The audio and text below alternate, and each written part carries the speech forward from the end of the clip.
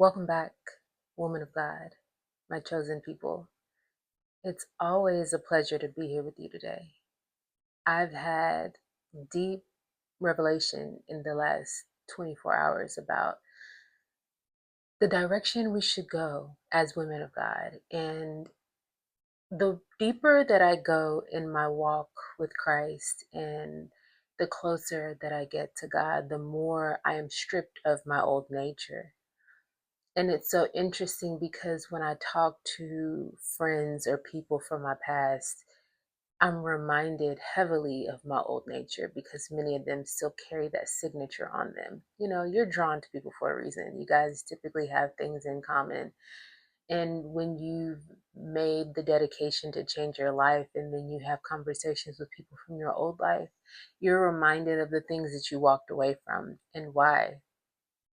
And for me, it's heavily that I've walked away from having guy friends. I no longer have guy friends. If there's a man in my life, it's because we're so close that we're family or we are actually family. At this point in my life, woman of God, I'm telling you, it's just not worth it. Guy friends block your blessings. And as much as people might fight me tooth and nail and say that I'm wrong, I could be wrong for your life, for my life, and for the daughters of God that are wanting to become ladies in waiting and follow the template and the walk with Christ. You can't have male friends. It does not align with your future. Because as you know, male friends will wait in the cut until they can have a spot, or they'll wait till you're vulnerable and then something small will happen and then that'll always be in the forefront of their mind. So it's just very interesting to me where it's like in America, we're taught that boyfriends are okay. We can't wait till we're 16 because then we can have a boyfriend. I remember being 16 and I remember just wanting a boyfriend so freaking bad. It was like I wanted a boyfriend like I wanted new clothes. And now that I'm older and I see that it's just, why? Why did I even want that? A boyfriend is not a guarantee of a husband. A husband is a husband.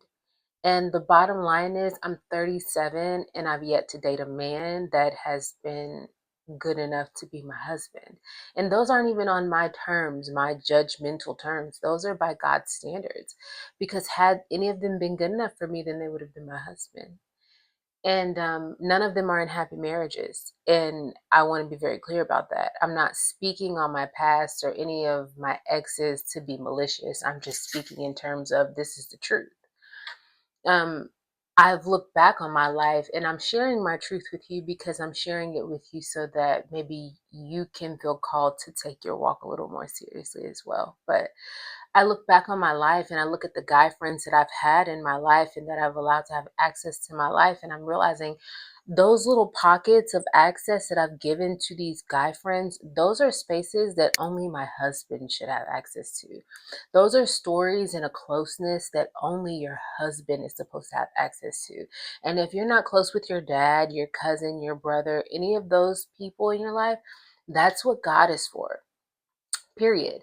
Even if you are close with those people, you still should have such a rapport with the Most High that you don't feel like you need to really pour your heart out to individuals like people, because they just don't always mean you well. And it's taken me so long to really realize that. I mean, it's taken me a very, very long time to realize that. And it sucks that that's like the reality. But woman of God, you don't need guy friends. If you want a husband, you don't need guy friends. So I wrote this down earlier. I said, your self worth is triggering them. Imagine doing everything in your power to devalue someone and it didn't work. Imagine that. They did everything in their power to devalue you and it didn't work. All it did was increase your value. So the people in your life that have tried to devalue you because they didn't want anyone else to have you, they didn't want anyone else to see your light, All they did was increase your value, because when you go against someone with all of your might, there's something that you're hiding, because something that's not worth it is just, it's literally as is. It's not worth it. So if someone is using so much vigor, power, just all of their might to tear you down, it's like, okay, if you're having to use this much energy to go against this person, then this person must have some type of equivalent, exceedingly more, or something that you're hiding. Because if it didn't mean anything, then you wouldn't have to use or exert any type of power over this person. So what is it that you're hiding? When you try to devalue someone based on your own selfish reasons, you expose how selfish you actually are. And your value went up. And that's just the bottom line. Your value went up. They're pissed off about it. Excuse my language. They're mad about it. That your value went up because they tried to devalue you. Devaluing a daughter of God is not territory that you ever want to enter into, because baby, that comes with karma. And the karma that they have to pay for trying to devalue something that God deems precious is lifetimes. The karmic retribution that has to be paid for undoing and going against God's chosen, astronomical. I'm hearing the word astronomical. Let me go back to what else I wrote. Imagine having access and not realizing you had a diamond. So imagine owning a beautiful piece, not even owning. Imagine, like I said, having access and you had a diamond and you didn't realize you had a diamond. So you took it to the Goodwill because you were just sick of it laying around. You were sick of looking at it, got in a bad mood, and you wanted something new. So you traded it for something that looked better because it was new and was fresh out of the package. Lo and behold, you traded your real thing for plastic because you were too lazy to clean up. So you got rid of it. And you try to convince everybody around you that the new thing was actually gold and it was plastic, and they're laughing at you because you gave away your diamond. And you didn't get another diamond, you got plastic. And because you tried to intentionally devalue something that God deemed precious, He gave you plastic because that's what you value, something fake, something you don't have to work for. And then you go around and try to convince everyone that this piece of plastic is better than the diamond that you had. Then everybody's looking at them like, bro, I can see. I have two eyes. Now you're insulting me. I know that what you're saying about her is wrong. I know that you're bitter and that you're trying to make her look bad because you didn't know what you had. And that's just how it goes. Trying to convince other people will make other people eventually realize that this person is actually insane and why they lost you in the first place. You don't really have to do much talking. Let your energy talk, right? That's what we need to do, is let our energy speak for us. And it's important that as women of God, we focus on cleansing our energy. I know that when we're young, we want to mix and mingle with everyone and anybody that we're friends with. But the older you get, the more you'll start to see, like, my energetic field and my aura don't mix with a lot of people. Only 1/3 are God's chosen. And even because you're called doesn't mean you're chosen. The chosen have to do the work. And if you notice that the people around you, they just mysteriously don't want to be around you, they mysteriously disappear, they mysteriously gravitate towards other things and treat you like you're secondhand, it's because they don't want to answer to God. And to be in your presence, they have to answer to God. Most people don't want to do that. Most people want to stay in their wicked ways, in their lower nature, in their lower self. And in order to maintain presence in your presence, they have to show up as their higher self. And people don't want to do that.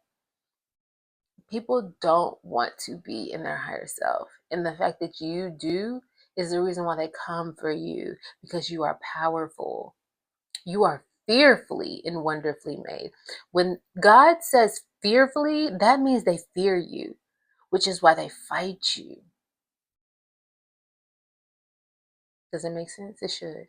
It makes sense to me. I hope it makes sense to you, because it's like the revelations that I've been having, I'm just like, oh my gosh. I just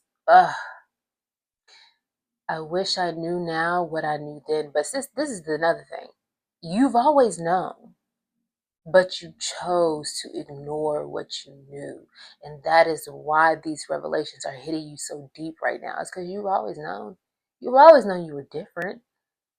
You've always known that you needed to separate yourself from the crowd, and that your choice of friends had to be very selective. Your parents told you that. Even when your parents were wrong, they still knew things about you that they could see ahead of time before you could see it. And now you're being called to honor that, woman of God. So remember what I said. They fumbled you.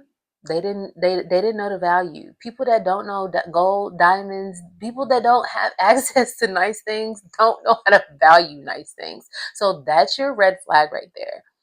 If a man don't know real gold, he's not gonna know how to value you. And that's not to talk down on class level. That's just to say, acknowledge who you're letting over the threshold of your door. Because a demon can't just enter, they have to be let in, right? We've all watched Sinners. You have to let them in. They have to be invited in. They have to be invoked. A demon can't just go into a host unwillingly. There has to be something that is done to let them in. And once they're in, getting them out is hard as hell. Literally.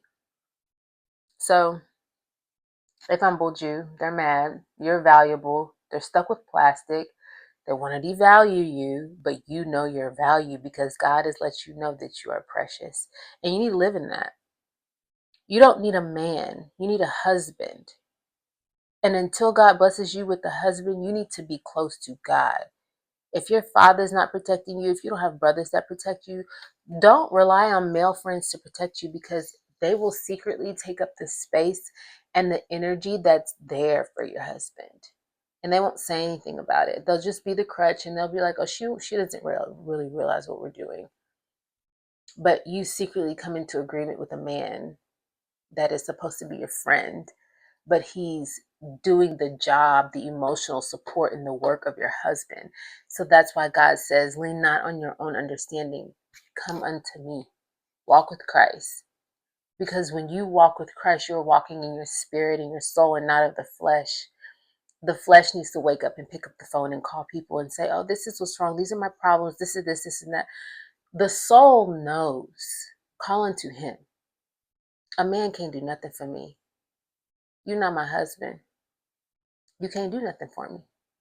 That's just how it goes. And until then, God's going to keep me protected and put people in my way, in my space as I go, that will help me get to where I'm going.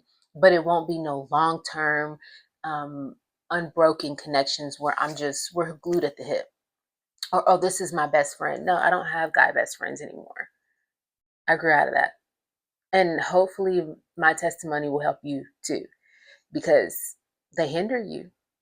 They hinder you a lot more than, they make it known. And the help is not really the help that they say it is. It's just a slot in your heart, a spot in your life that hinders you from having the husband that you deserve. So go in peace. I'll talk to you later.